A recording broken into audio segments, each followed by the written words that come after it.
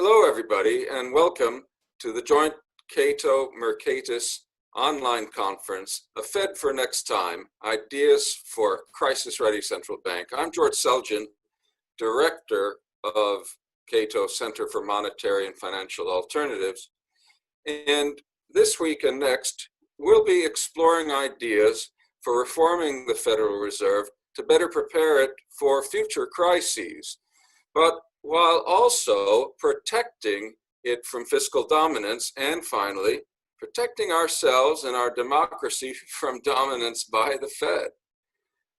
This today's session is on reforming credit policy, and I'm very pleased now to introduce to you the moderator for that session, New York Times Federal Reserve and economics reporter, 𝐏𝐻𝐃 Smiljak. Welcome, 𝐏𝐻𝐃. Hi there. Thank you so much for joining us today. As George mentioned, I'm 𝐏𝐻𝐃 Smiljak. I'm the Federal Reserve reporter at the New York Times. Fed policies are always exciting, but today is especially well-timed given that Chair Powell just wrapped his Senate testimony on monetary policy about half an hour ago. A few logistics on today's panel. Attendees can submit questions via the Cato webpage, Facebook, Twitter, and YouTube at the hashtag #CatoEcon, so CATOECON. I'm going to go ahead and briefly introduce all three of our speakers, and then we are going to turn to their statements. Once they conclude with those statements, we will go ahead and do Q&A. So just get in your questions before we start that so that I can have a look at them. Sir Paul Tucker is going to be our first speaker today. He is a fellow at the Harvard Kennedy School, chair of the Systemic Risk Council, and was previously a career central banker, including deputy governor of the Bank of England, where he was a member of the Group of 20 Financial Stability Board. He's the author of the book, Unelected Power, The Quest for Legitimacy in Central Banking and the Regulatory State. Our second speaker is Kate Judge, who is the Harvey Goldschmid Professor of Law at Columbia Law School. She is an expert on financial regulation and is the editor of the Journal of Financial Regulation and a member of the Financial Stability Task Force sponsored by the Brookings Institution and the University of Chicago Booth School of Business. She has served on the advisory committee at the Treasury's Office of Financial Research. Lev Menand is our final speaker, and he is an academic fellow and lecturer at Columbia Law School, where he specializes in central banking. He's a senior advisor at the Treasury between 2014 and 2016 and spent the earlier part of his career at the New York Fed, where he worked on Treasury market infrastructure and on stress tests, and at the Financial Stability Oversight Council. So with that, I'm going to turn it over to Paul, who will get us started with his statement. Thanks, 𝐏𝐻𝐃, and thanks to George and David for inviting me, and thanks to all of you for watching today. So the Federal Reserve faces a pretty big problem. We're seeing this again.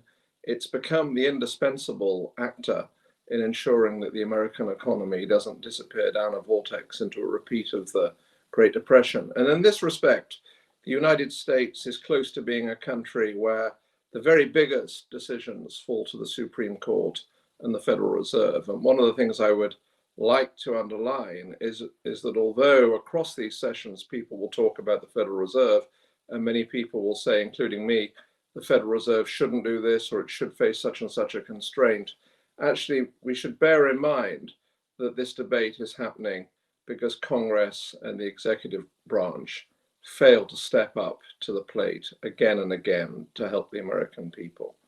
What that means, I think, is that for those that want to bar the Federal Reserve from doing certain things, particularly in the area of credit policy, they need to live with either accepting the consequences of no one acting or hold the belief and have a way of getting Congress and the executive branch to do more than they have typically been prepared to do to support the economy during bad periods over, well, the more than a quarter of a century in which I've been watching these things and involved with them for many years.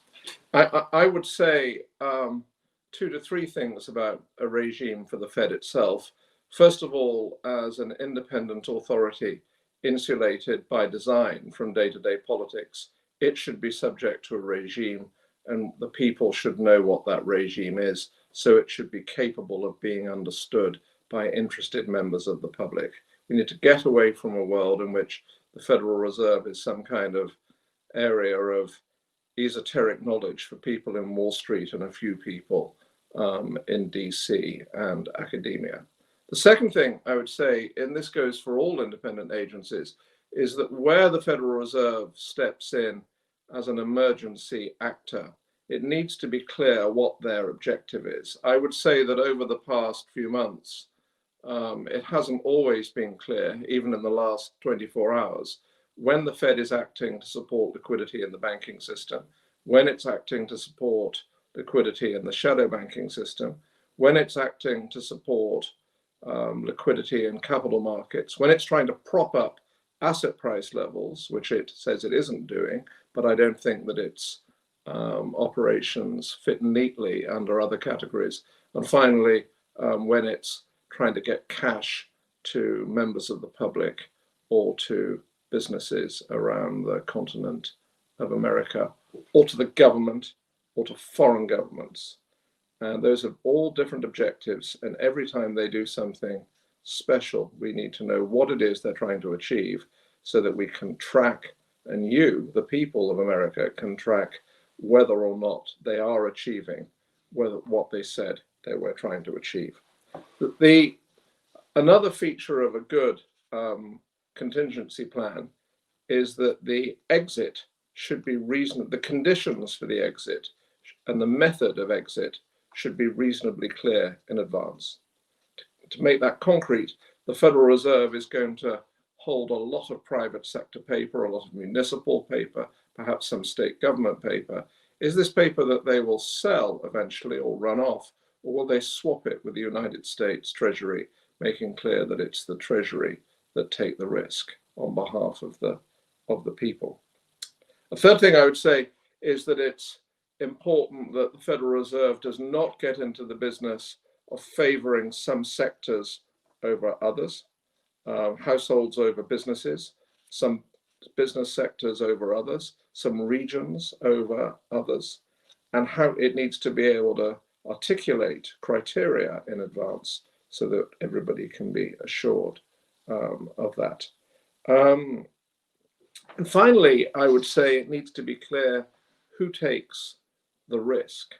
And the answer to that question actually is always that it is the American taxpayer who takes the risk, because if the Federal Reserve loses money on emergency operations, that means that they will pay a smaller dividend seigniorage to the Treasury, and that ultimately gets reflected in lower public spending or higher taxes. But it's symmetric if they make profits as well. But those are just a few things that I want to put on the table.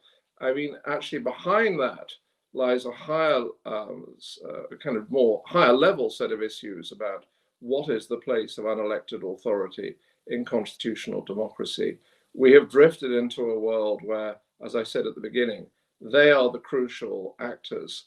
I think that's lamentable, but it's plausibly where we will be in the years and decades to come. And therefore there needs to be much more careful design. And probably that means by the Federal Reserve itself, who typically are overly cautious about articulating constraints on themselves. But actually, I think in the long run, they would serve themselves well and the American people well. And actually what I care about, the cause of independent central banking around the world well, if they were to do that and to do that in a way that is comprehensible to ordinary people. Thanks, Gianna.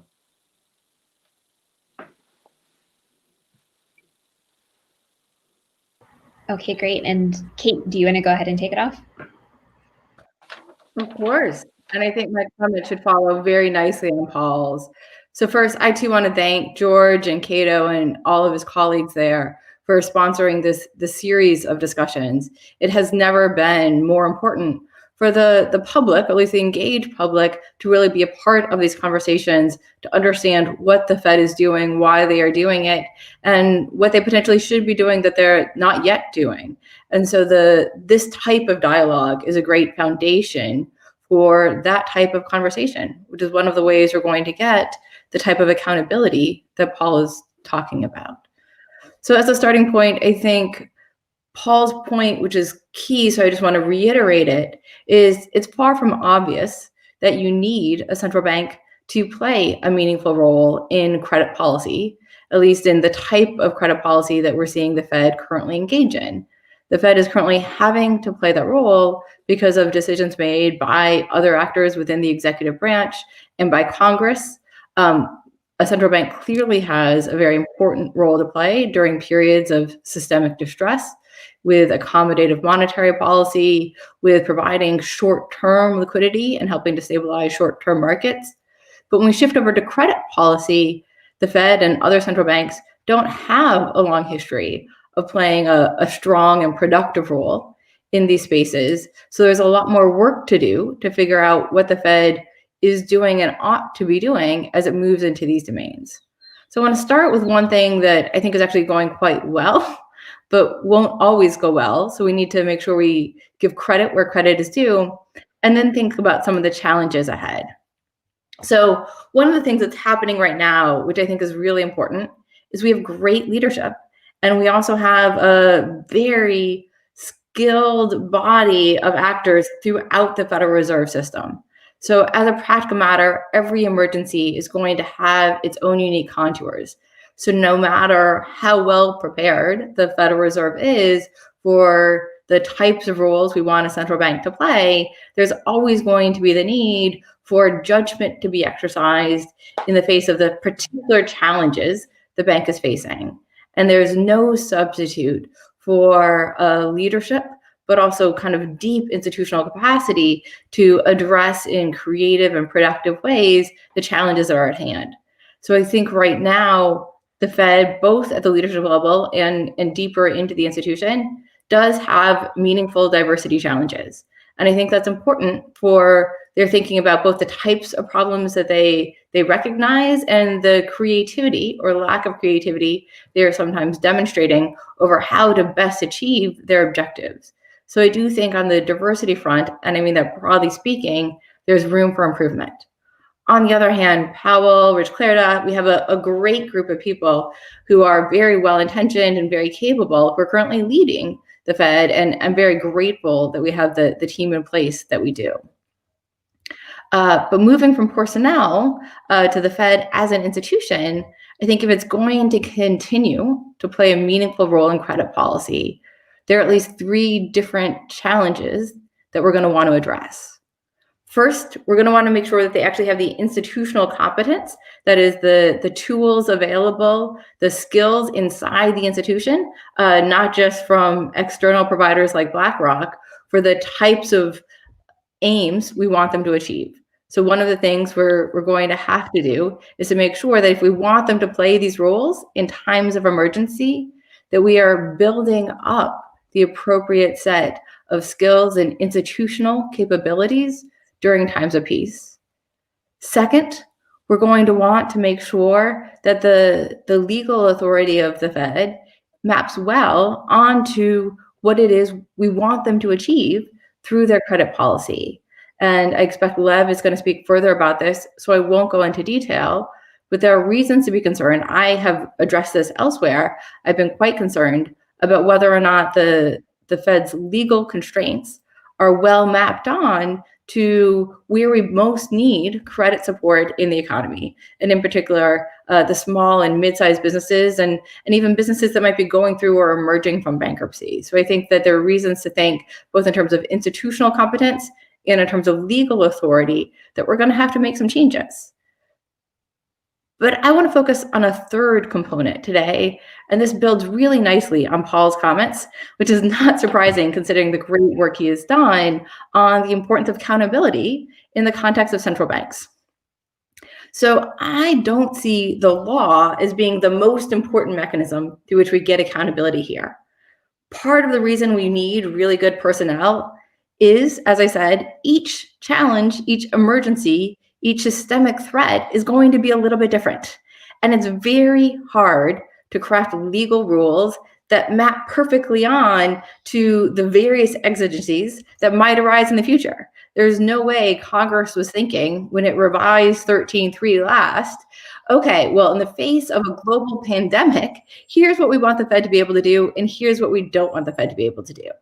And so instead, I think it's appropriate and healthy for the law to allow some meaningful flexibility. We want the Fed to be able to have the flexibility to do what they need to do. And we also don't want the Fed to be able to hide behind the law, as personally I'm somewhat skeptical they might have done in the case of Lehman Brothers in 2008. So I think the legal constraints matter and should be updated, but they're not going to be the primary constraint.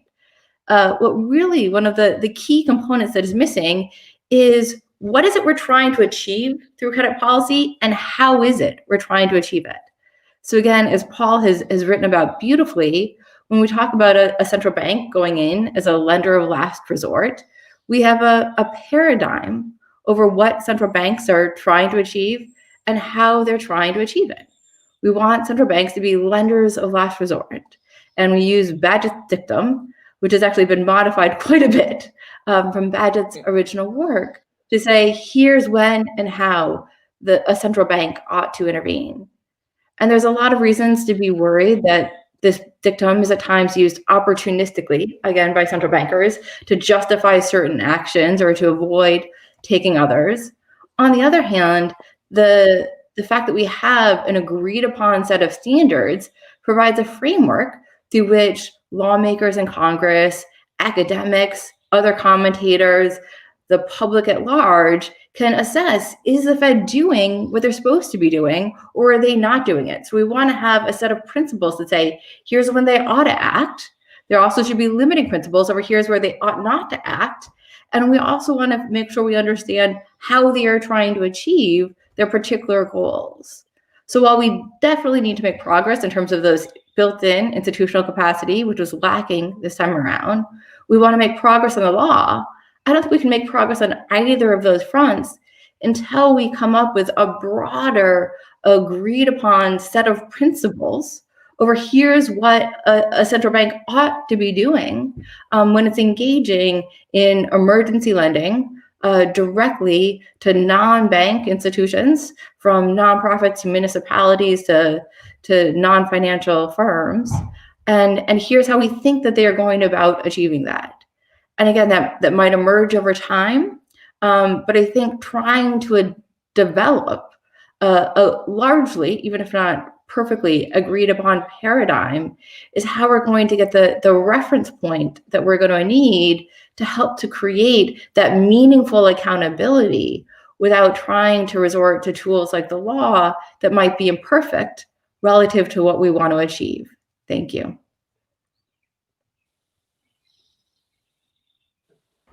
Great, Kate. Thank you very much. And then Lev, do you want to go ahead with your comments? Yes, sure. Thank you, Gina. And thank you, David and George, for inviting me to be on this amazing panel.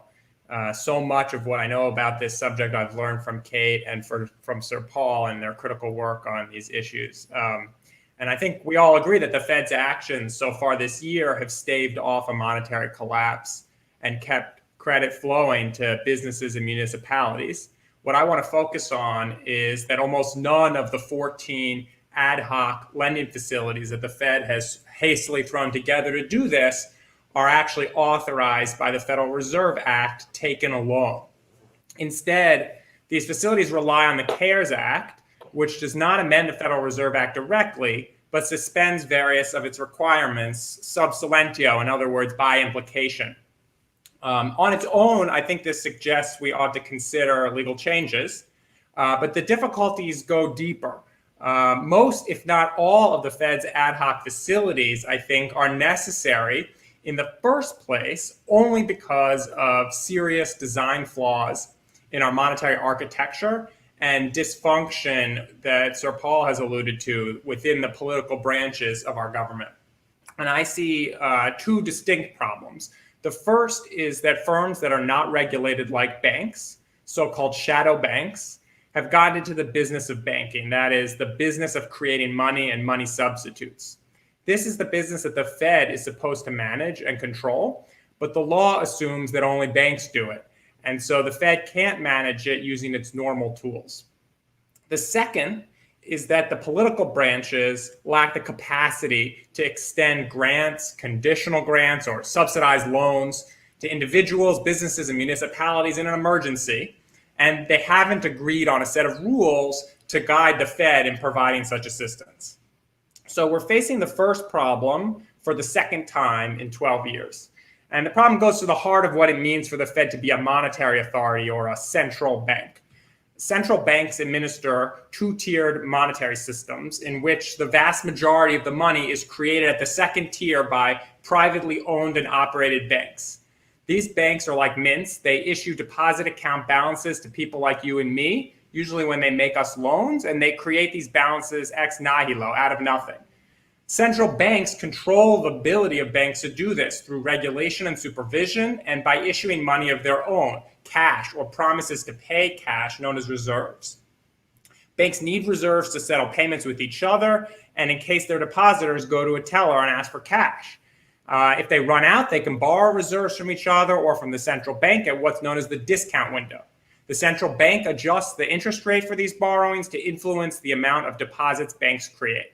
If central banks do their job well, banks do not create too many deposits, and no one ever notices that there's any difference between a deposit account balance at a bank and cash. But the theory assumes that only banks augment the supply of cash. The system's not designed to accommodate non-banks doing this. Nonetheless, practice has moved away from theory, and today shadow banks supply a significant portion of the money that our economy relies on to function. And when the economy slows and asset prices fall, banks tend to be unwilling or unable to backstop the shadow banks. And because of their regulatory status, shadow banks can't access the discount window. So if the Fed wants to ensure that cash and cash substitutes trade at par, it's forced to set up a bunch of ad hoc facilities using Section 13.3 of the Federal Reserve Act, a special emergency authority that it got during the Great Depression. The Fed is operating 6 such facilities at the moment, and each functions as an ersatz discount window for a different sort of shadow bank. Now, there are a number of reasons why this is not a good way to run a monetary system. The first is it leaves the Fed scrambling every time it looks like money substitutes created by shadow banks might break par.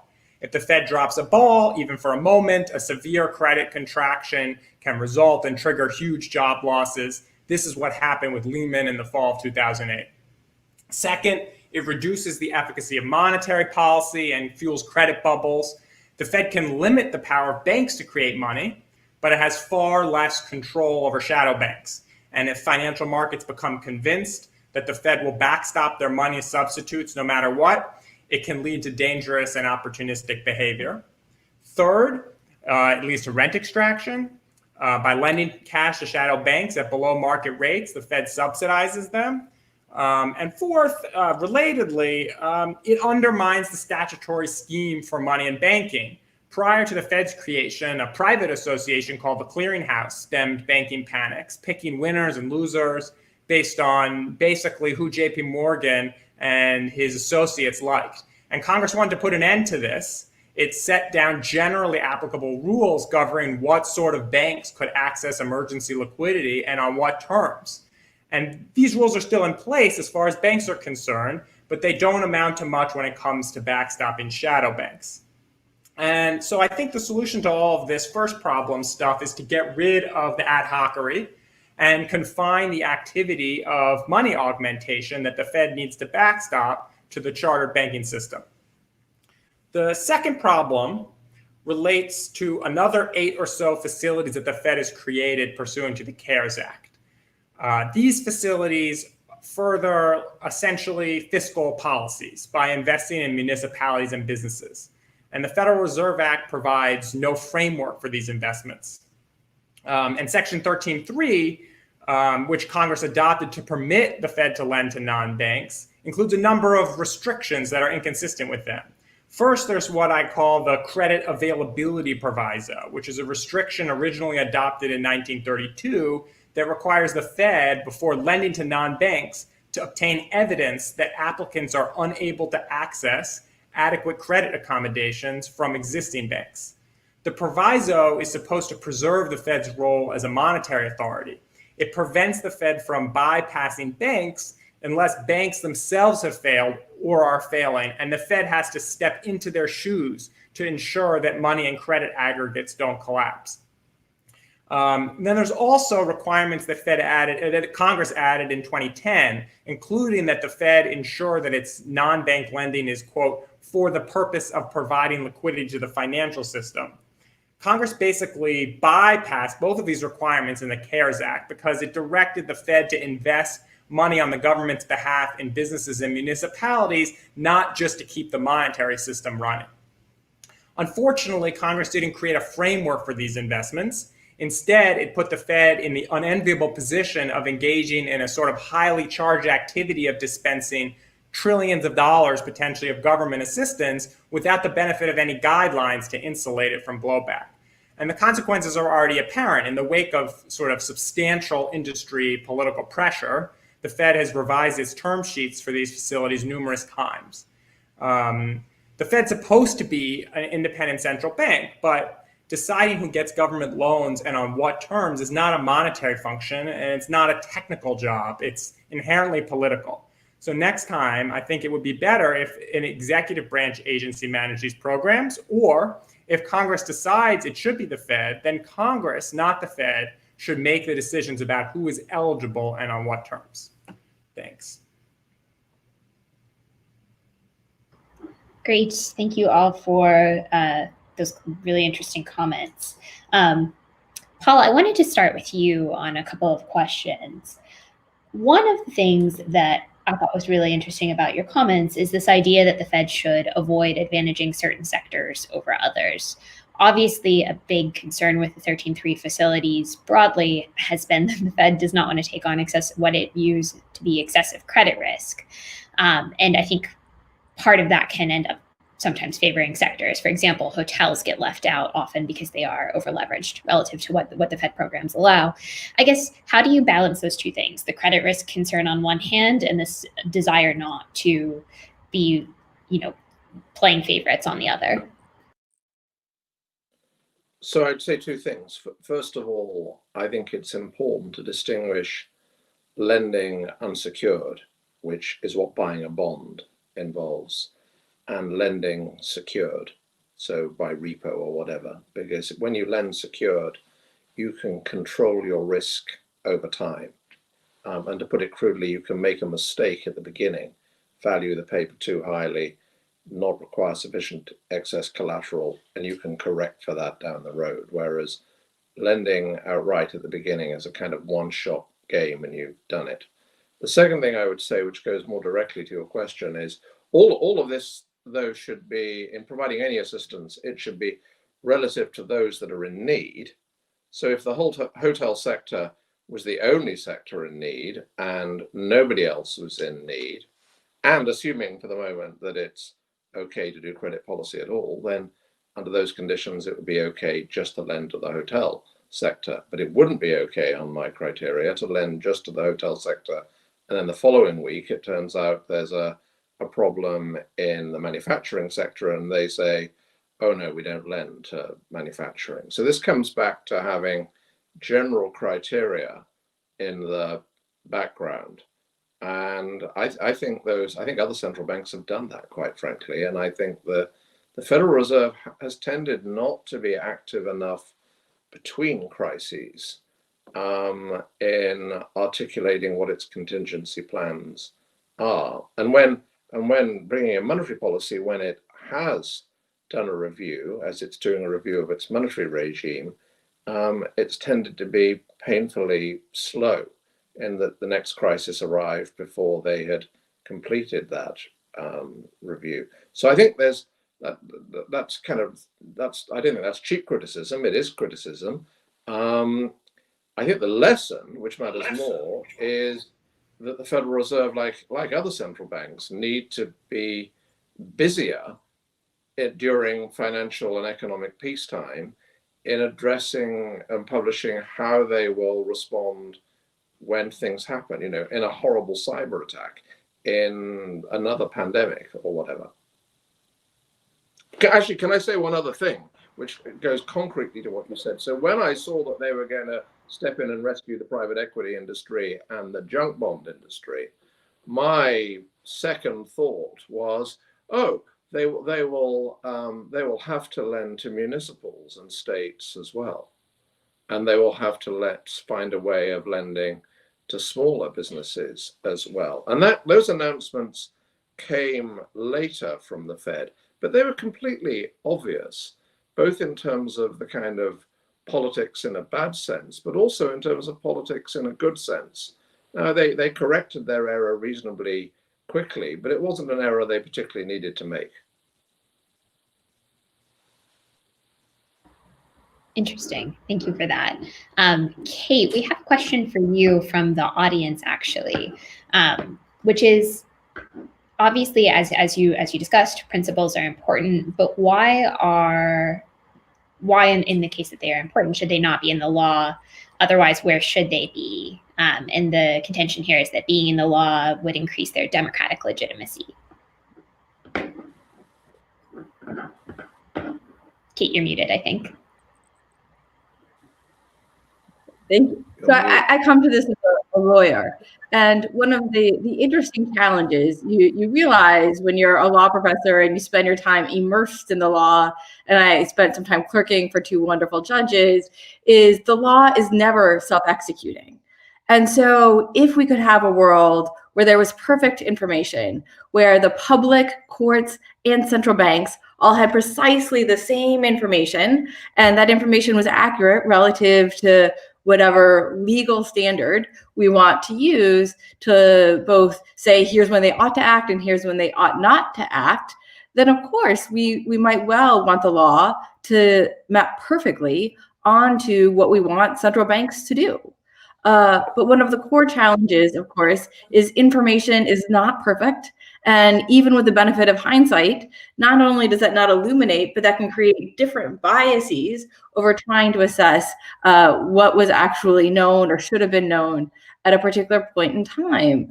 And so, again, going back to the example of a Bagehot's dictum and lender of last resort, there's been a meaningful effort by the Fed to say the reason that they didn't rescue Lehman Brothers was not because they made a judgment call under the circumstances, but rather that they lacked legal authority to do so. And they based that on their claims regarding the solvency of the institution. But of course, there was incredible noise in any assessment of solvency at the time. There's been a beautiful book written showing that actually wasn't the focus of a lot of their conversations. And of course, as a practical matter, if a central bank chooses not to rescue an institution, it's going to appear as if it was insolvent. Had they not rescued Bear, it would have appeared the same. And of course, it's also contingent on a bunch of other decisions a central bank is making. So again, I think we want the law to roughly map. We want legal constraints to roughly map onto the broad-based principles, but to think that the law can be the perfect tool requires us to assume that courts can come in and perfectly discern whether or not a central bank was acting appropriately or not. And I think I'm very skeptical of the capacity of courts to do that and the capacity of law to do that well. And so again, if we want meaningful accountability, as counterintuitive as it might seem, sometimes what you actually want is to say, here's what we want to achieve, here's how it ought to be achieved. We're going to create a lot of transparency and accountability through things like testimony. So they really need to explain what they're doing and whether or not they're achieving what we want them to achieve and how we want them to achieve it, but provide a little bit of flexibility in the law. Because otherwise there is this ability to actually use the law as an excuse for not going in, and that actually can foreclose precisely the type of public debates that we need to have, and it can reduce accountability by providing excuses not to act without actually having to take responsibility, because they can say, look, it was out of our hands. So again, I think the law plays an important role here, but it's one of many different tools that need to be used in complementary ways to achieve the optimal level of accountability. Now, a follow-up question that relates closely, and I'm going to tweak it a little bit out of my own interest. But to what degree is it fair to say that the Fed is lending in a way that's consistent with Bagehot's dictum presently? And then I'll tweak that and ask, can you give specific instances right now where you think they've clearly departed that maybe we need some sort of more clear overarching principle to apply to? Yeah, so I mean, there's a lot of different ways to go at this, but I don't think Baptist dictum is what they're using as the animating principle, and they're not invoking it. It's very different than it was in 2008, where Bernanke himself was invoking that so frequently and used that so often to say, here's what we're doing and here's what we're not. And really, he was doing that to get to Lev's point, where one of the biggest changes there is that we had liquidity transformation occurring outside of banks and in markets. And so we're using this framework to say, here's why market-based intermediation also requires certain central bank backstops. But if we look at what's going on now, look at what the Fed recently started doing in terms of the secondary corporate credit facility. So they are buying broadly a whole variety of different bonds. It's not obvious that there's any liquidity need or market functioning need. And it's not obvious that this is a situation where trying to go in is going to create this type of stabilization. So if you look at Baptist dictum, this isn't collateralized lending to overcome a short-term acute liquidity issue. It's contorting credit, and it's not necessarily inappropriate, but whether it's appropriate or not is very difficult to discern, because what we have right now is these two long-reaching macroeconomic concerns, where, according to Chair Powell, where if we have too many companies going bankrupt without an appropriate scheme for reorganization, or we have too many workers who are out of the workforce for too long, we could end up with meaningful scars for long-term economic growth. And I think he's right to be concerned about both of those. He's also right to be concerned that if companies are shrinking because of lack of access to credit, or failing to pursue opportunities because of lack of access to credit, there could be harms to workers and to the health of the broader economy. But we haven't articulated where they're going in and the terms that they're using in these various areas actually reflect that. So for example, in that facility, we're not seeing something like a penalty rate, and they often, of course, don't use penalty rates, but we need to at least have a conversation about that. Similarly, across all of these different new facilities, well, we have things labeled liquidity, they're not liquidity like we've traditionally thought about it. There's a lot of talk about building bridges, and so that suggests it's something akin to liquidity, where it's looking longer term, but it really doesn't fit the traditional model at all of an institution or an environment where there's liquidity transformation, and where what we're trying to do is stop unnecessary runs by creating the ability of a central bank to go in and to provide cash and to stop the need for institutions to sell these longer term assets at fire sale prices. So I think there's a whole variety of ways that paradigm just doesn't fit the nature of the challenge or the nature of the interventions.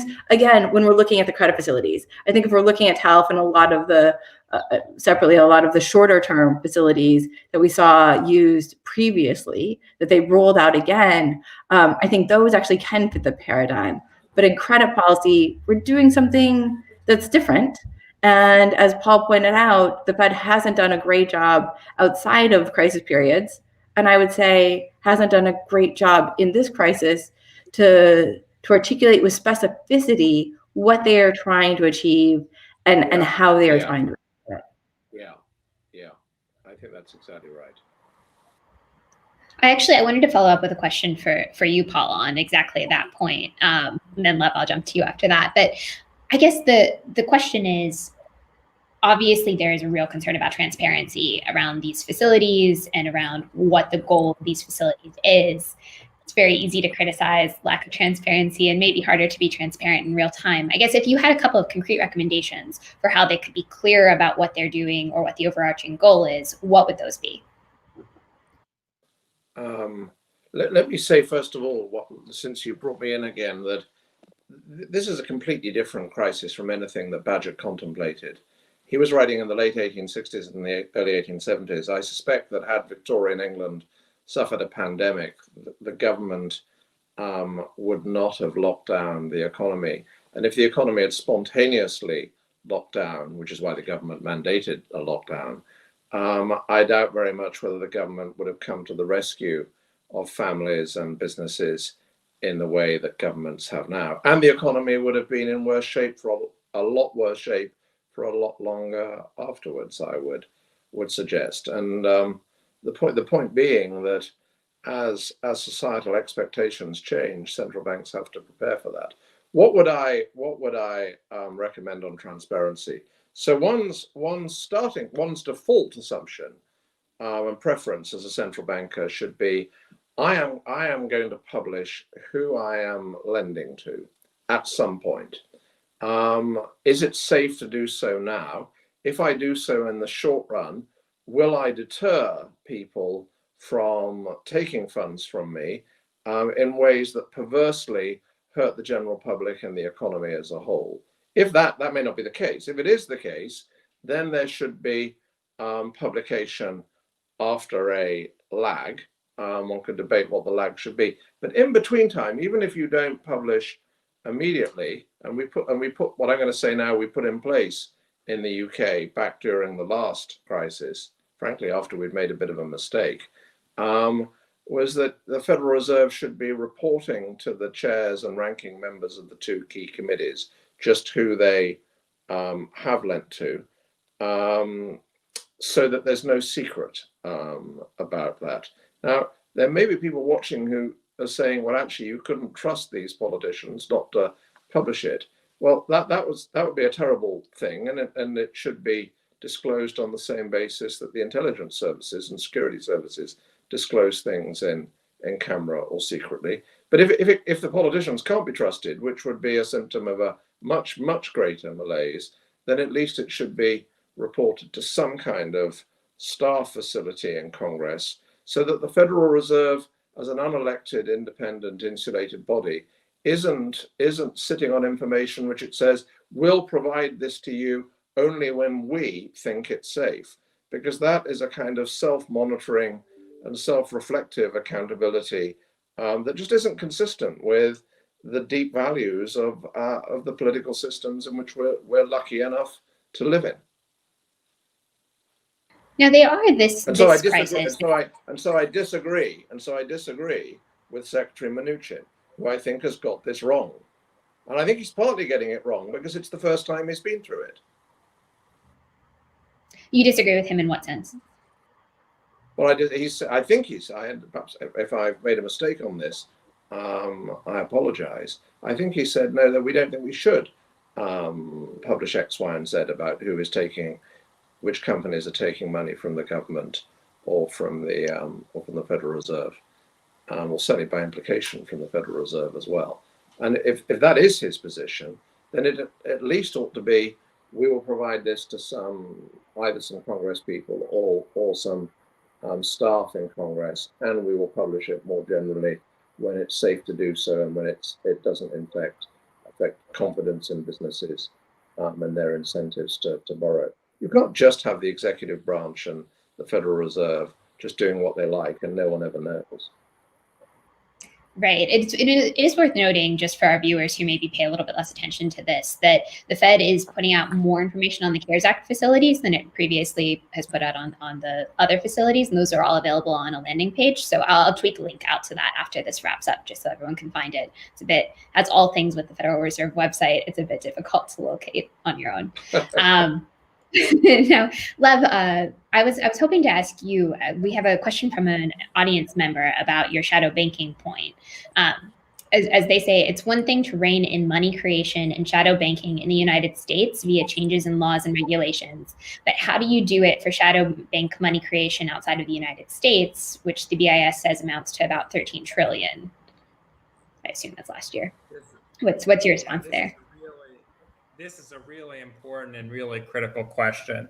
And I think that the answer has to involve international diplomacy. And when we think about the Basel Accords, we have 3 Basel Accords about bank supervision and regulation. And we really need a Basel Accord about money creation overseas. So for the United States, it's about the Eurodollar markets, which are not specific to Europe. They're dollar-denominated deposit and short-term debt markets that take place outside of the U.S. jurisdiction. the OECD countries and the Basel participants should reach an agreement about the ability of institutions in their country to create money substitutes in other people's currencies. And so US financial institutions creating euro-denominated deposits, for example, that would be subject to these rules, and there would be some sort of reciprocity. I don't have all the answers here, but this is definitely the hardest part of constraining money creation and probably the most important, and an international solution is essential.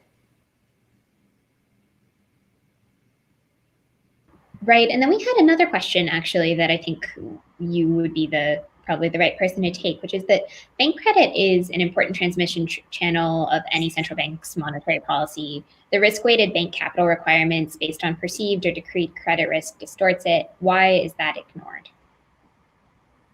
Partially a statement. I'm sorry, I missed that.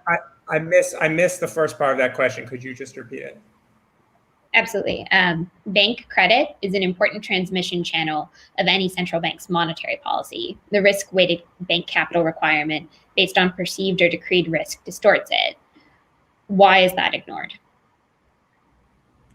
Great question. I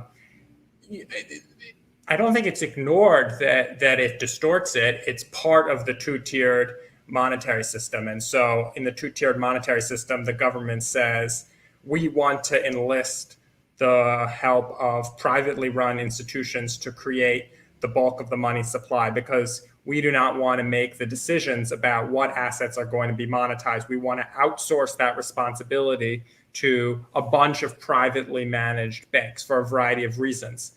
But the capital rules are a way of saying there are some decisions that the government is still going to make about how these banks exercise this delegated authority.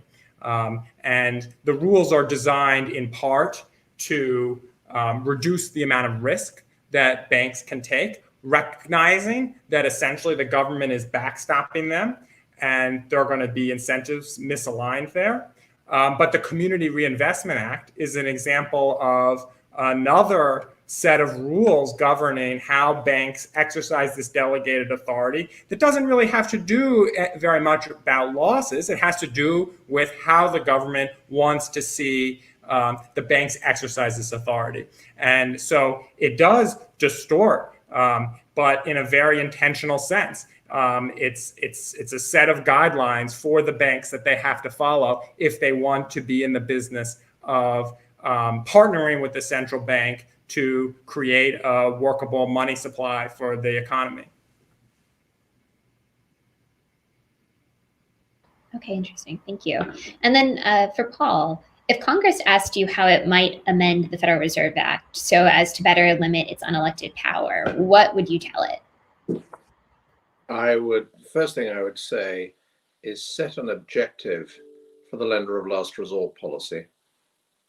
I think that would, and I think that's much better than what's tended to happen in the past is the Fed have acted in the way that they are now, and then Congress has tried to place constraints on them, some of which have been well designed, some of which have been poorly designed in my view, but they never say what's it actually for. Well, there is something in the 1913 Act about an elastic currency, but no one alive knows what that means, and few people did when it was passed over a century ago. So I think an objective for the lender of last resort policy and putting the Federal Reserve under a duty to be the lender of last resort, subject to some constraints, including not lending to bodies that it knows or should know to be fundamentally insolvent.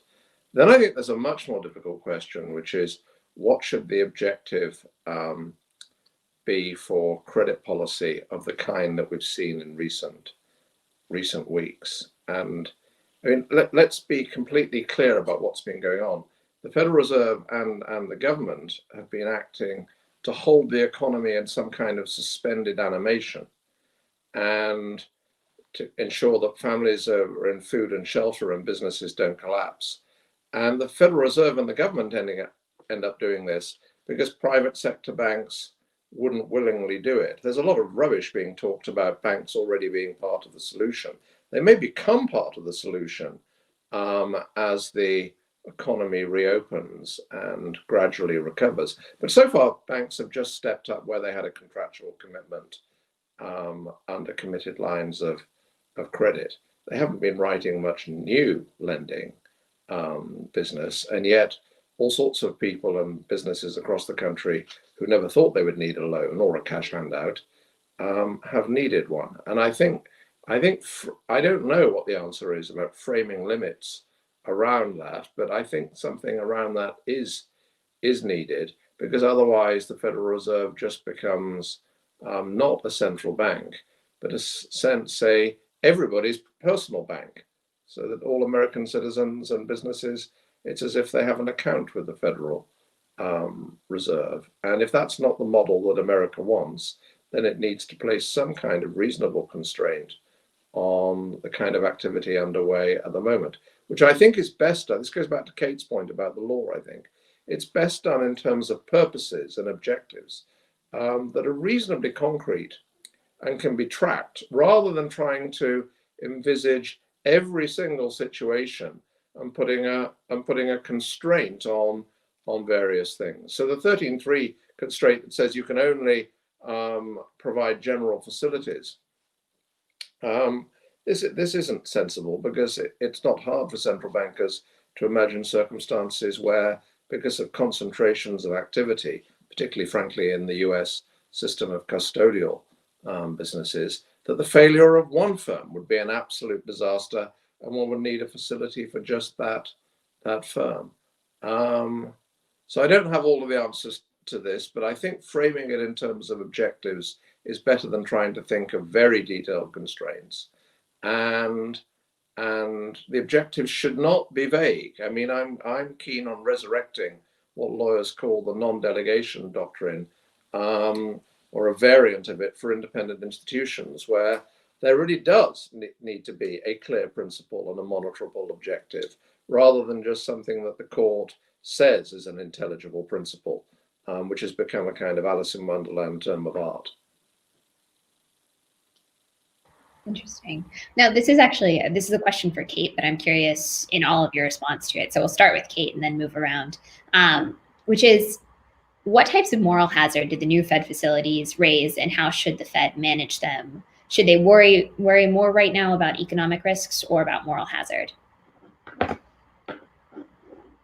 You always have to worry about both, right? There's no situation in which you're going to have massive government intervention where you're not going to have some moral hazard. On the other hand, we know from experience, if you are too concerned about moral hazard during periods of systemic distress, then you have a very real risk that the government isn't going to do enough to support economic activities and to support the health of financial markets, and the long-term consequences can be devastating. So I don't believe that we deal with this by just throwing moral hazard concerns completely out the window once we are facing any kind of systemic distress, but I do think that they have to be balanced. The specific, and so two comments on that. One, we mitigate some of that moral hazard. The specific moral hazard we have to worry about, I think, this time around, is that institutions are too quick to take on debt because they expect the central bank to come in and to support debt markets and to really actively support lending. So one of the patterns that we saw going into this unique event is that even though this was brought on by COVID-19, so by this public health crisis and by policy responses designed to contain that public health crisis, non-corporate or non-financial corporations had been issuing record amounts of debt, which really increased their fragility going into this crisis, reduced their capacity to borrow directly from markets without that implicit government backstop. And as a result, I think we should expect to see a lot of corporate debt going forward. So I think that is the big moral hazard. I think one of the ways we traditionally deal with moral hazard is through then developing a regulatory scheme that helps address that moral hazard. And for me, this is one of the challenging areas. We know when it comes to banks, and as Lev pointed out, to particular non-banks, that given the nature of what they are doing, there's going to be externalities if they fail. So there's moral hazard there, but it arises not just from the government intervention, but rather the broader context in which they are operating and the ability of other actors to be harmed, and which is precisely why a central bank and the government are going in that rescue operation. And we deal with that through regulation. And one of the things we know from banking is it's really hard to do that well. So I think one of the concerns we've already seen is now a lot of people are wondering whether we need regulatory limits on leverage for non-banks, just like we have for banks. And I think it's very hard to do that well. So I think one of the interesting considerations is not just about moral hazard, but what are the regulatory expectations that are going to be set up to contain sources of moral hazard, and those two can just be costly and messy. And so it's reasons, again, for the government not to avoid intervening, but to think about how they are intervening and making sure they're doing so when there's really a broader systemic justification for the support they are providing. Interesting. And Lev, it seems like this question hits on your shadow banking concerns a bit, but I wonder if you could just elaborate. Yeah, sure. I mean, and I just want to tie together something that Kate said earlier about law with what Paul was just saying about lender of last resort. One way to think about it at a big picture level, the role of the law is that the law is about where discretion is. Who gets discretion? Where are you going to house discretion? Is discretion going to be with the legislature? Is it going to be with the independent agency? Is it going to be in the courts? Who's going to get the last word to decide? And what we have right now on the credit policies is basically full discretion with the Fed. The way the law is structured is that Congress has said, we're not going to exercise much discretion. We're not going to put down a bunch of rules, nor are we going to set up rules for the courts or a role for the courts here or private parties. The Fed is basically going to decide how to disperse these monies. And what Paul is pointing out is that the Federal Reserve Act doesn't even set forth a guiding principle to constrain that discretion.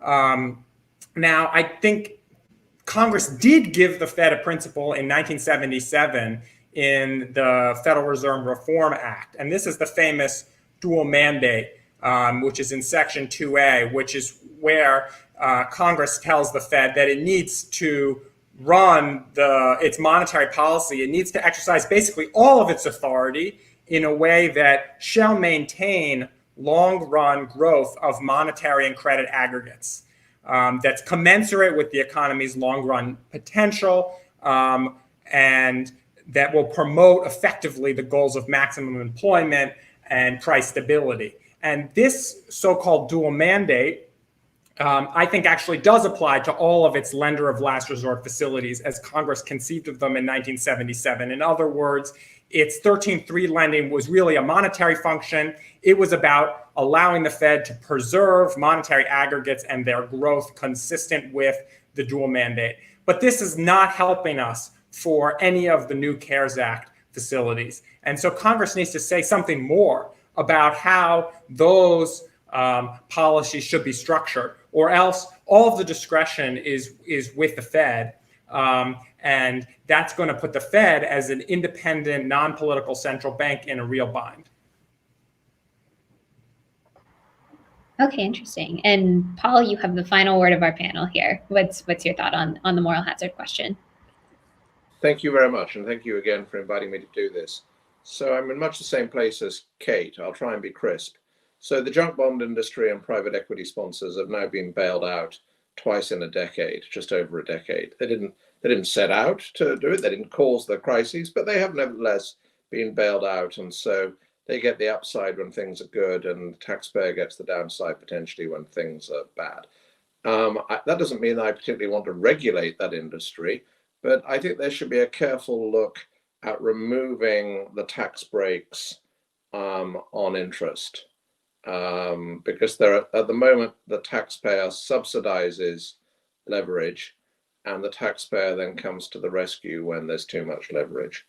Second thing I would say about shadow banking and market-based activity, which both Kate and Lev have turned on. I mean, the viewers should have no doubt that it is shameful that, faced with a fairly small crisis at the beginning of March and before, that the Treasury market ceased to function well. And that signals that there is a fairly deep malaise in the Treasury markets that the authorities need to come back to. But one thing they could do is they could, just as central bankers are meant to raise capital requirements for banks during the good times, during the boom, they could raise haircuts and initial margin requirements for certain types of market-based finance during the boom, so as to arrest and disincentivize excessive leverage in trading markets. And then finally, I would just say I completely agree with what Lev said about the need for an international regime on shadow banking. The body to pursue that is the G20 Financial Stability Board, on which I used to serve. And the reason I mention it is because the current chair of the Financial Stability Board is the vice chair for regulation at the Federal Reserve. And Randy Qualls can do real good in this area if he marshals his peers around the world. The one important qualification I would add to the way Lev put this is, from the point of view of the United States, you want to make use of the dollar elsewhere in the world systemically safe. I wouldn't encourage you to deter the use of the dollar elsewhere in the world. That might be both a geopolitical mistake and make it much more expensive for you to occupy the position in the world that you have had since the Second World War.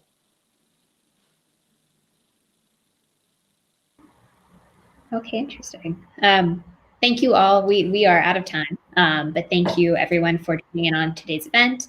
The video recording of this event will be available on the Cato webpage later today. And now I'm going to turn it over to George to close out the panel. Well, thank you, everybody. I hope you all enjoyed today's session. Please join us on Thursday at the same time for our second session on defining fiscal stimulus duties. See you then. Bye-bye.